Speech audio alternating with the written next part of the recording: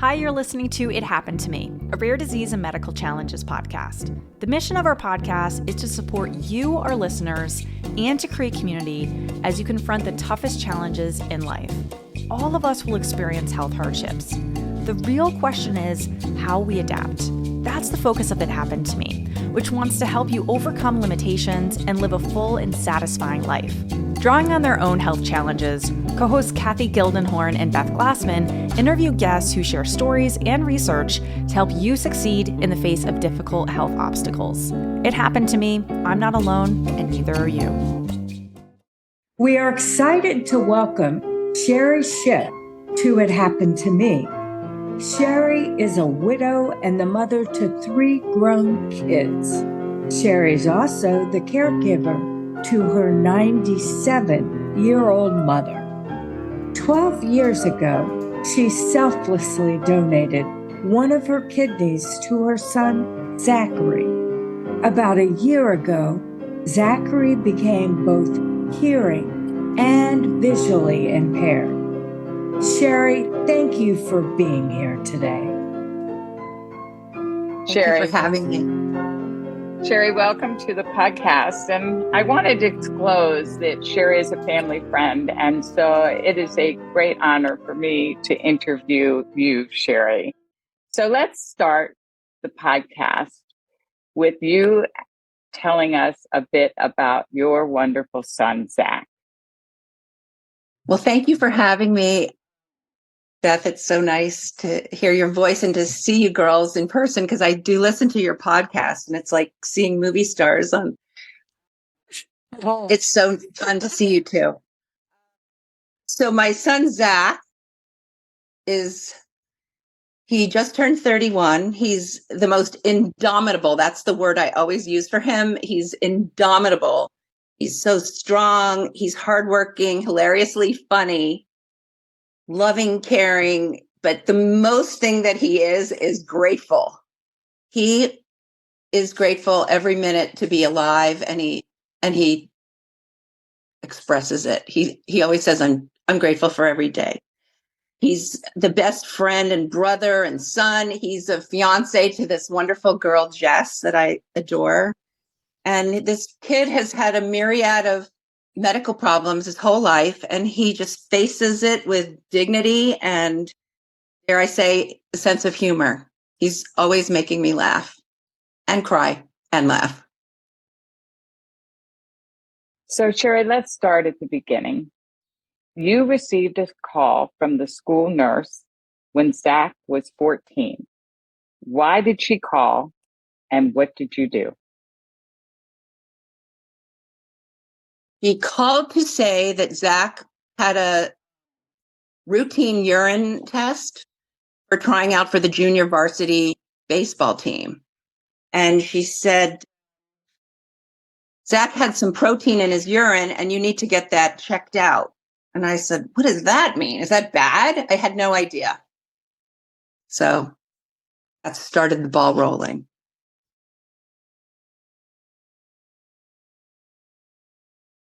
Did you notice any symptoms? No, he had no symptoms. And I would have never known if they hadn't done that routine urine test. And there's 37 million people in the United States that have kidney disease, and there are little or no symptoms to it. So it can be very dangerous. So I was so fortunate that he had that urine test at school. And do most schools do this urine test? Well, the school nurse told me that after Zach's that incidental finding of protein in his urine, that the schools where we lived did not do that routinely, and now they do because of Zach. Wow. Well, at the time of Zach's diagnosis, your husband, Jonathan, was being treated for stage 4 lung cancer. How old was your husband? And how did you manage caring for your husband and taking care of your son at the same time? Well, my husband, who was the healthiest person I've ever known in my life. He was a world-class rower. He ran marathons. He was the guy who got the award when he graduated high school for never missing a day of school, elementary school. He had like perfect attendance. He was never sick. I never saw the man take a Tylenol. And he got stage 4 lung cancer, and he was 48 at the time. And he died when he was 10 days before his 49th birthday. And how did I handle it? It was not easy. And plus I had 2 other kids,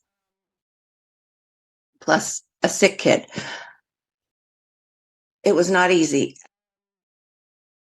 Did having the children in some way give you a shot of strength to help you get through this?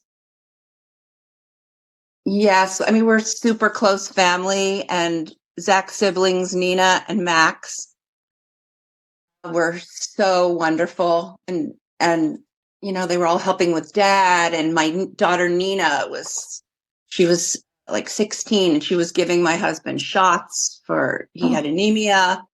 And it was just like everybody was pitching in and loving each other. And my little guy he was so little. He was like 10 years old. It was not easy. And I was going to chemo with my husband, several days a week. Everybody pitched in. It was just, I had a million friends, and everybody was loving us and feeding us. And we just got through it one day at a time. We just did. Wow. So Zach's test results came back, and they were conclusive for an autoimmune disease. And I want to just take a step back and talk to our listening audience and remind them that we have discussed autoimmune disease now so many times. So an autoimmune disease is where the immune system overreacts and the body, in essence, attacks itself. So think about arthritis, where the joint is inflamed, red, swollen, painful. That is an autoimmune disease. And there is no cure, and doctors treat the symptoms.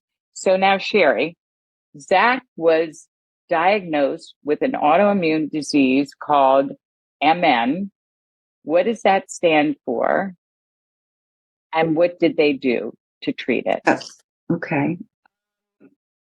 MN stands for membranous, as in membrane, membranous nephropathy. I'd never heard of it. I never knew anybody that had it. His pediatrician, who's one of these old-timey pediatricians, Dr. Handelsman, said, I've never seen a kid with it.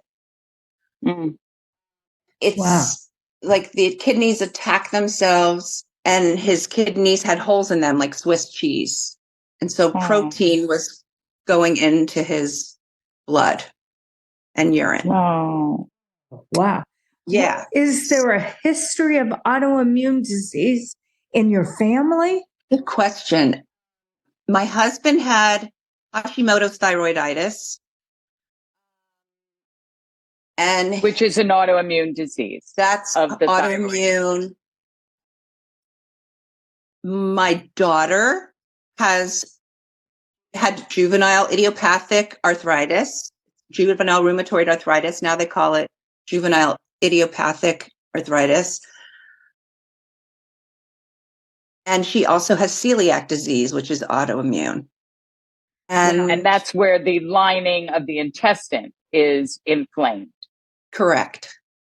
So, so there is a history of autoimmune in our family. Shari, who made the diagnosis and what was the treatment? Were there side effects in the treatment? Yes. So we were referred to a pediatric nephrologist. That's a kidney doctor.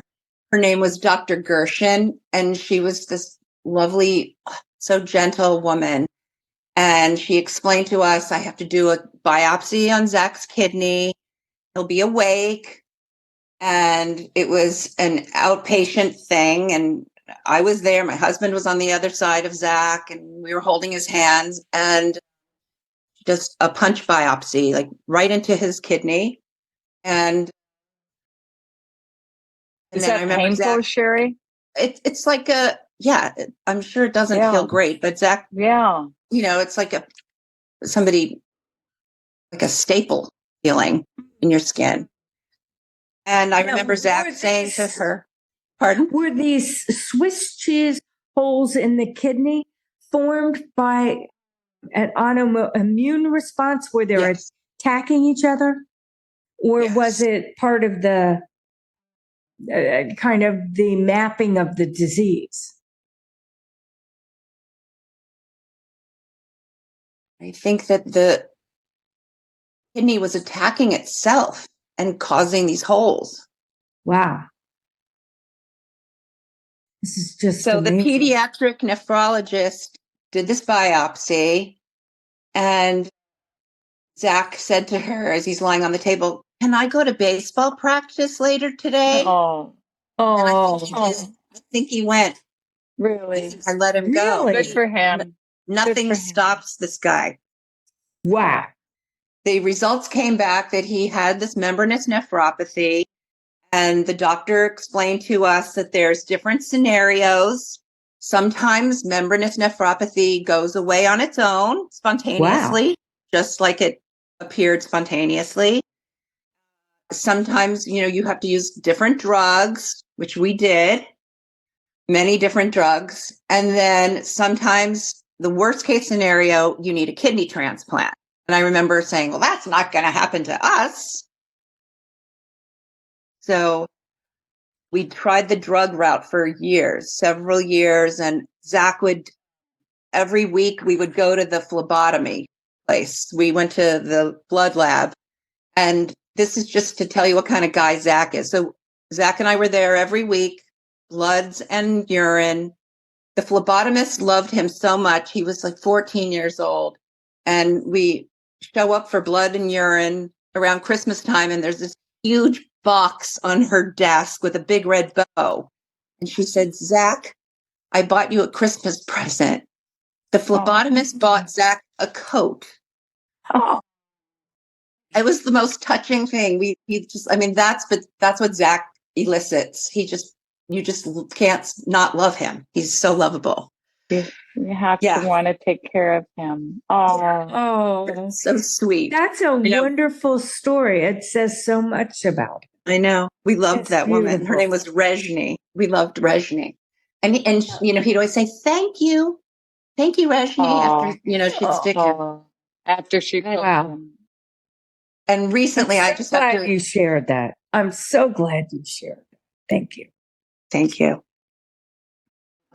So we tried all the drugs, and poor Zach he would take a huge gallon urine jar, 24-hour collection. He would have to take it to school with him.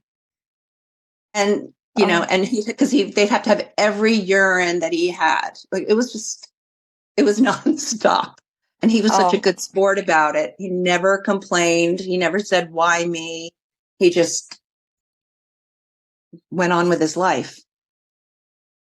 Now, the summer after his freshman year, he was 19.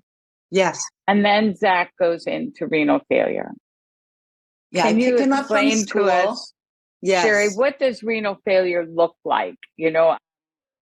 For those of us who have never had that experience, how did it affect Zach? I picked him up from school at NYU, and he was on the track team. He was throwing shot put and throwing the discus.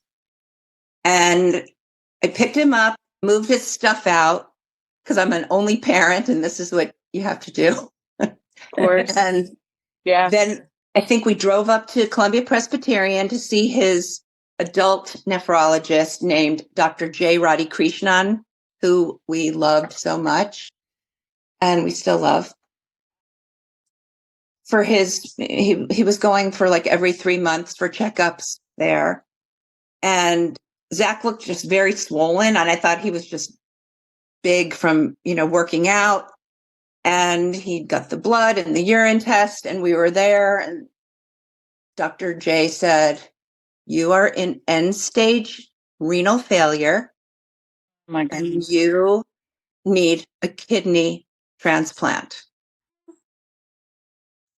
And you need to go we're going to put you on the list." And I said, Zach remembers this because we talk about it all the time, because we're coming up on our kidneyversary, which is July 26th. And this was June 26th that this happened, which was my wedding anniversary. Yeah. So I said, "I'm going to give Zach my kidney." And Dr. J said, "Shari, it's very rare to be able to be a match. You have to go through this lengthy testing process, and your blood and your tissues have to match. And, we don't know if you're healthy enough." And I was like, "I need to do this. I'm going to do this." Wow. And yeah, so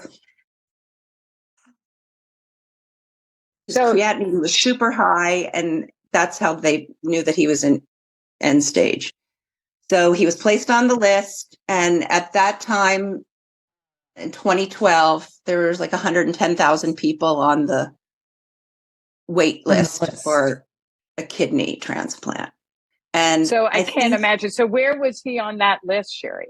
110,000. Oh my God. You're not the worst nightmare. It's your worst nightmare. Right.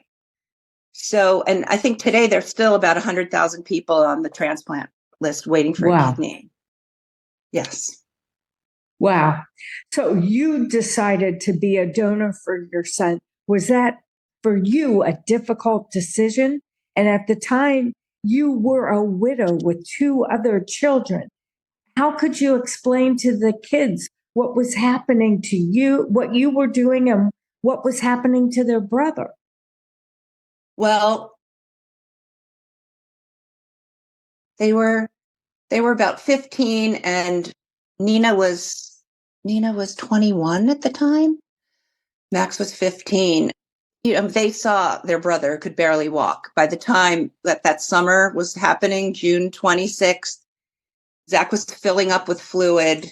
He could barely walk. He sat on this chair we had in our living room for the entire summer, or for that month, and he read the entire series of Game of Thrones. He needed help walking to the bathroom. His legs were enormous. They were full of fluid. So they wanted their brother to be better.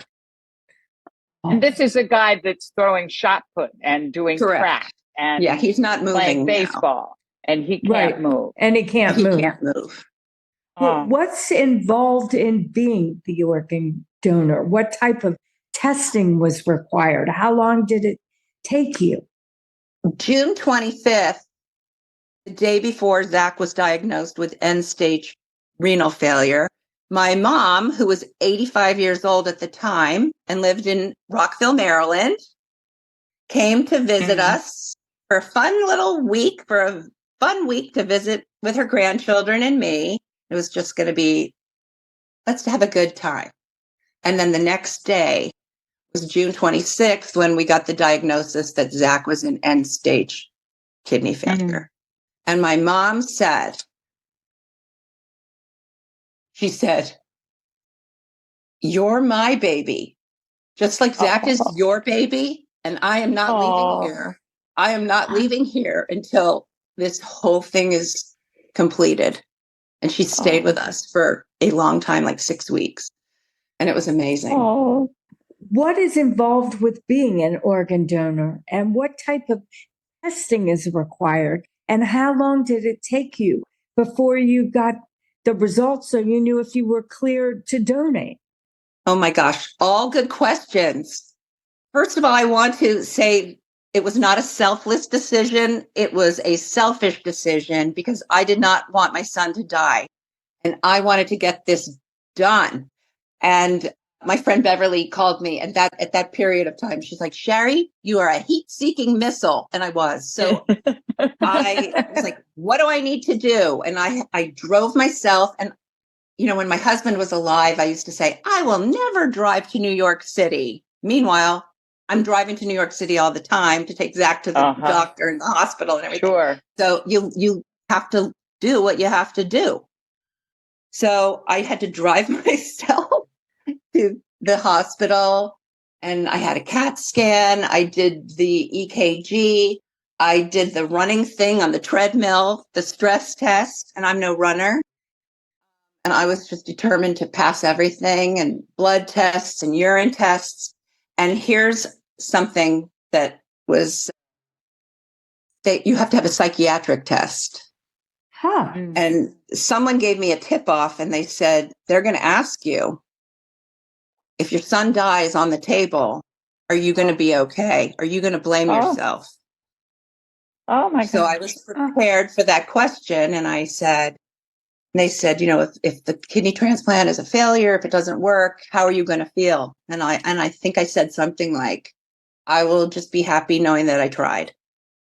Yeah. So P.S., I passed everything. And then it was just expedited. And I remember when Zach and I met with the surgeons, we met with my surgeon, who was named Dr. Sandoval. And Zach said, that's a lucky sign because there's a Major League Baseball player named Sandoval.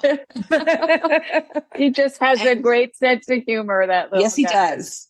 Yeah. And then Zach's surgeon was Dr. Guerrera, who was so amazing. And I remember him looking at me and Zach and looking at the papers, and he's saying, you were just in end stage and your surgery is scheduled for July 26th. How did you get this done so fast? Who do you know? And I pointed to the sky and I said, we have angels in the outfield. Oh, I love that. Once you're a qualified match, is there further testing that's required to ensure you remain healthy? Correct. Yes. So I remember the day I got a call from the whole transplant team, like the coordinators, and there's like social workers, and they called me, and it was before we had FaceTime, and they're like, Mrs. Ship, you're a match. You can donate your kidney. And everybody was cheering, and it was really wonderful. And the date's going to be July 26th. So I had to go in a week before to do some last minute urine test. And lo and behold, there was a +1 drop of blood in the urine. And they called me and said, we're going to have to cancel the surgery. Oh my gosh. They are not going to accept this. It's tiny, scant amount of blood, and I'm like, oh my God, what am I going to do? So she said, go to your local LabCorp and do a urine test there, because their urine tests are not as specific as the hospitals are. Oh, wow. And I remember I felt like there was a gun to my head at that moment. Like, oh my God, if this urine sample is not perfect, Zach could die. And then they called me the next day and they're like, yay, it was fine. But that night was like, oh my God, I was so upset. And my daughter, could you sleep?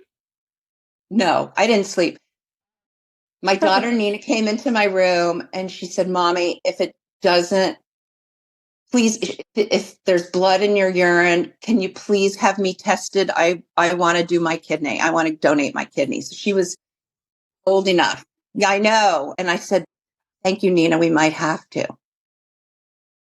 Well, that angel in the outfield was there for you, Shari, is all I can say. Yes. And he was looking out for your family. Oh my gosh. So, Shari, it's so strange. We talk about kidney transplants, but in actuality, I really don't know how they work. So I've never asked this. So when they do a kidney transplant, do they take out the bad kidney, or do they leave the bad kidney and put in a good kidney and just put it in the front? How does a transplant actually work? It's like plumbing. I think it's like simple plumbing. Uh-huh. In the old days, so something interesting, a fun fact, the head of the Department of Nephrology of transplant at Columbia Presbyterian was a guy named Dr. Ratner, and he invented the laparoscopic kidney nephrectomy, like removing a kidney through laparoscopically. Oh my In the old gosh. days, before 1995, it was a big surgery. They had to cut you all the way open. Yes, Yeah. yes. Yeah. And when I and said, they probably went through your back. I right? don't know. I would imagine they went through your back. Now they can go through your front. Yes. I could wear a bikini, and I don't, but I could, but I don't. You can't even see the scar. It was so tiny. And was it painful when you woke up after the surgery, or when Zach woke up? It was painful, but he and I were in the same recovery room, and I heard him saying, "Mama, thank you." Oh, yes. Oh, So literally, who cares about the pain? Right. And of course, I was the heat-seeking missile, and I refused to take pain medications because I knew I was going to be driving him back and forth. Yeah. So I just took Tylenol. I just took extra strength Tylenol. The pain was not that horrible. I've never had a cesarean, but I think it might be something. I don't know if it's something like that. I think cesarean's worse. It was not bad. The pain was not bad. And of course, the end result was worth everything. Absolutely. So, when you're going to have surgery, yes, for any surgery, you have to weigh the risks and the benefits. So a transplant surgery, we've heard about the benefits. Yes. And they seem to have modernized this surgery in such a way that there's still risk. So I wonder if you could talk about this balancing of risks and benefit. The risks are like the complications from any surgery, infections, anesthesia risks, bleeding, blood clots. But the benefits were, just innumerable. And when we were in the recovery room, one of the surgeons came, he was like a resident, and he said to me, "Your son was drowning in his own fluid, and as soon as we hooked up your kidney, he began to urinate," and we were all applauding in the OR. So you asked me, was it worth it? Yes. So Zach, we didn't recover in the same room, like hospital rooms. And I remember the next day, July 27th, he came into my room. He was walking with a nurse was holding his arm, and he came into my room. He's walking. He's walking into my room. He's walking. Wow. And he holds up his hospital gown and he goes, "Mama, look at my legs. Look how thin they are. I look normal." Oh my goodness. I know. That was the best sentence of my whole life. Of course. Of course. Of course. Beth, you asked me how they do the surgery, and it's at the time of the transplant, it was explained to me that Zach's kidneys, his existing kidneys that he had, were like two shriveled walnuts. So they did not remove them because that would be a potential source for infection. So they left those kidneys alone to continue their shriveling journey. And then they removed my left kidney and all the plumbing attached. And they removed it from my abdomen and placed it in Zach's left front of his body. And they hooked up my ureter to his bladder. And it's like done with a robotic arm. It's crazy how they have it down to a science, no pun intended. And the recovery period was so small for me. And he had a very sizable scar. His recovery was a few weeks.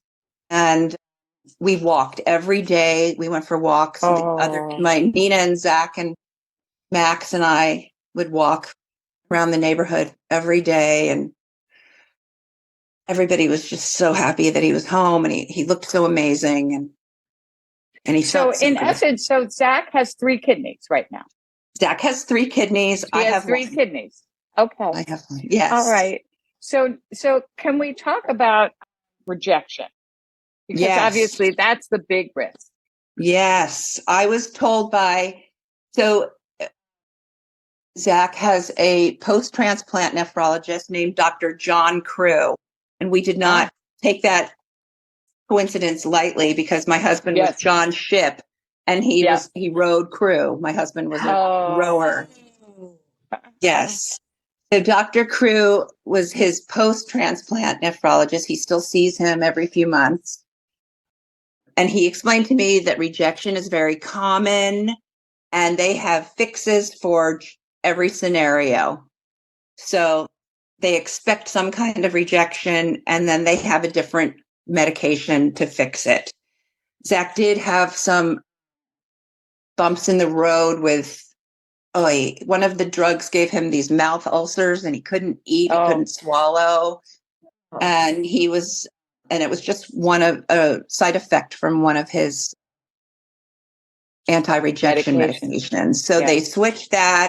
He was on magic mouthwash, and he drank Ensure for a few weeks, and then he was fine.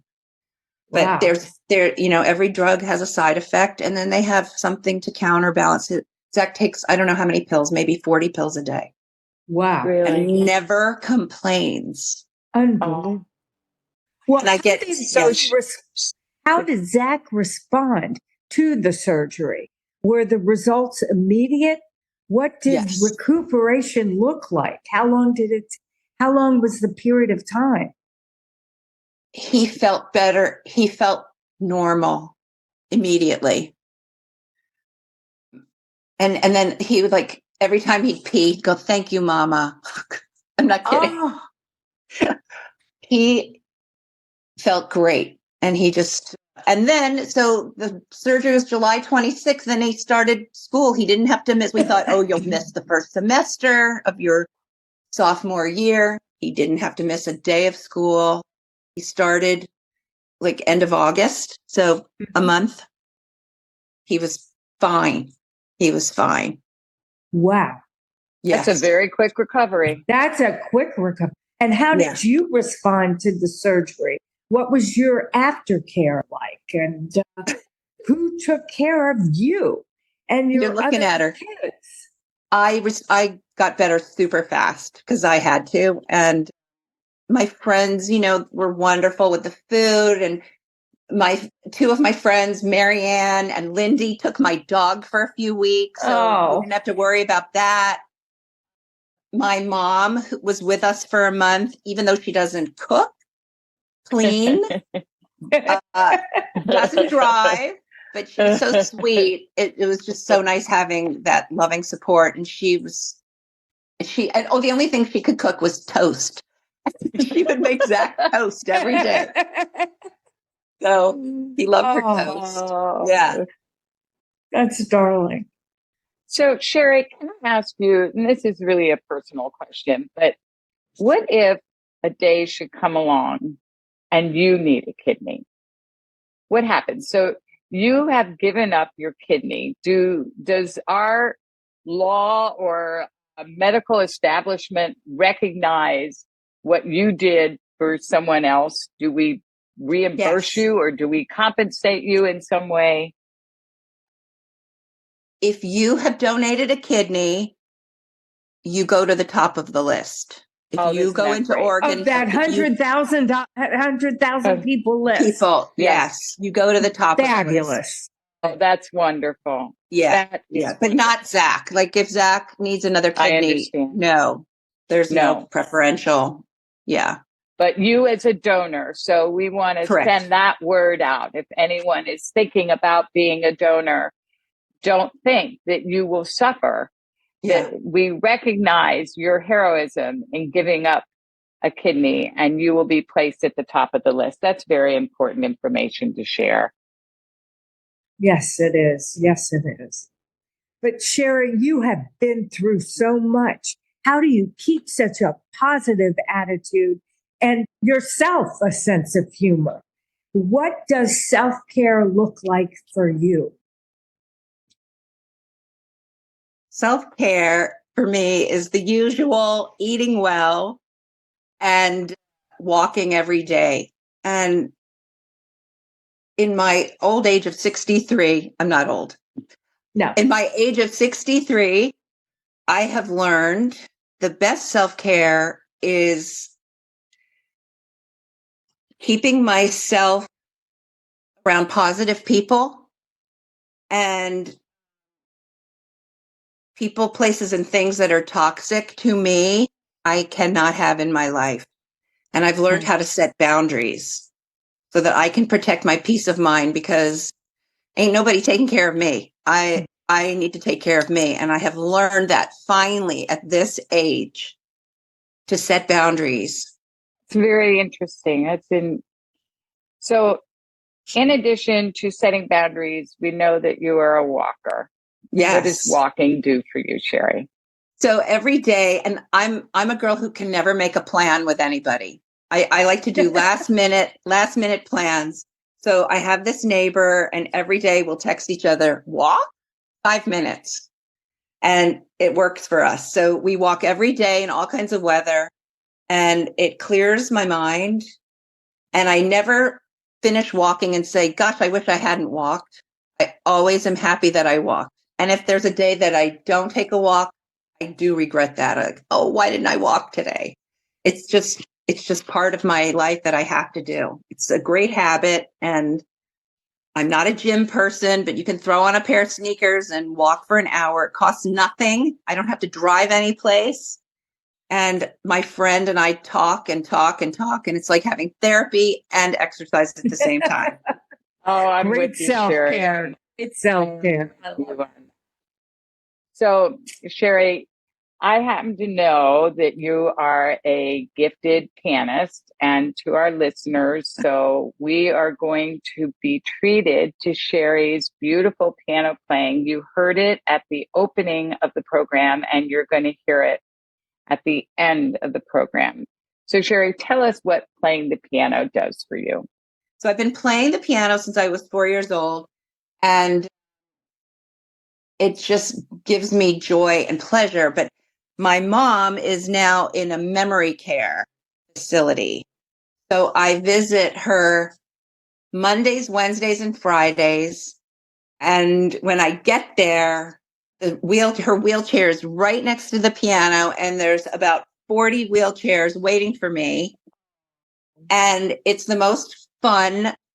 It is so much fun. And everybody remembers the music. They remember the songs, and I have this whole repertoire of songs that they know, and everyone sings, and it's men and women. And I'm telling you, they thank me, but I thank them. It's like it. And so here's another thing about how do I take care of myself. So I'm not a singer, but when I'm there at the nursing home, I'm singing and I'm belting it out because they all love me and nobody cares, and they're all singing too. But the vagus nerve is when you sing, it stimulates your vagus nerve, and that helps to settle your nervous system. And I am a big believer, because I feel like I come out of there and I don't feel sad. I feel grateful and joyful. And well, you've given all of the residents concert. I mean, they must look forward to your coming, Shari. I'm going to tell a funny thing that my mom is blind. And so she was sitting by the piano one day. It was Memorial Day this year. And this woman was visiting her mother, who's in memory care. And this woman was an opera singer. And she and I performed 3 songs together. And this woman's voice was like amazing. And after we finished, my mom goes, "Harry, I didn't know you could sing so good." I said, "I love it." I can't. Oh, that's But anyway, so it's great. it's That That is so is so great. wonderful. Wonderful. Sherry, the other, I think it's really important for our listening audience, the ways that people cope. You happen to be so talented, Sherry. So one of your other talents, aside from walking and playing the piano and belting out music, is crocheting. And you've yes, actually started a business on the side of crocheting. Can you tell us yes. how that came about and how that Oh, helps you cope? that's pretty funny. I learned to crochet when I was 7, and I always have to do something with my hands, and I just love doing it. It's intense focusing and repetitive action. It's very relaxing. And I read that the rhythm of knitting and crocheting releases serotonin, which is the Wow. neurotransmitter, which helps regulate anxiety. And Is it like helps meditation? Yes. So it's like a meditation. So I started making these. I made a hat for myself like 8 years ago, and I wore it out. And this woman stopped me and she goes, "Where did you get that hat?" I said, "Oh, I made it." And she said, "I want one." I said, "Oh, lightning can't strike twice. I can't make it again." She said, "I'll pay you. I'll pay you." That's the magic words. And so I made her a hat, and then where did she get her hat? And then it just sort of blossomed. Do And you have a I website? don't have a website. So what I'll do is I'll like make a hat. So I'll we put it want on to my put a Facebook. picture. Yeah, we Yeah. want to put a picture in our show notes of your hat. Yes. So like I'll put a picture on my Instagram, and then I'll say this is available, and somebody will slide into my DMs and say, "I want that." And that's I'm so low tech, very low. That's out of business. my league. DM, I Yes. have no idea what that is. Direct message, I think. Yes. Yes. I think. Yes. So it's just very small. It's just a tiny little thing, and I just love doing it. Your hobbies really have saved you. Yes, Yes, my hobbies exactly. have served me and saved me. That's beautiful. Now, would you also share your thoughts about organ donation and the ability everyone has to be an organ donor? Tell us about your advocacy work in this endeavor. I think that to be an organ donor is the greatest honor and privilege in the world. That there's a Hebrew term, pikuach nefesh, which means saving a life. I used to go to high schools and go to health classes and talk about being an organ donor. And when you sign up to get your driver's license, be sure and click the box that says, you want to be an organ donor. Anybody can be an organ donor, a living organ donor. Anyone can be a living organ donor, age 18 to 70. When you put it on your driver's license, people think, "Oh, I'm going to be an organ donor." You can only donate an organ if you are brain dead. And people don't know that. They think, "Oh, if I'm in the hospital and somebody needs an organ, they're not going to save my life because I'm an organ donor." That is not at all how it works. You have to be brain dead. They make sure you're really dead.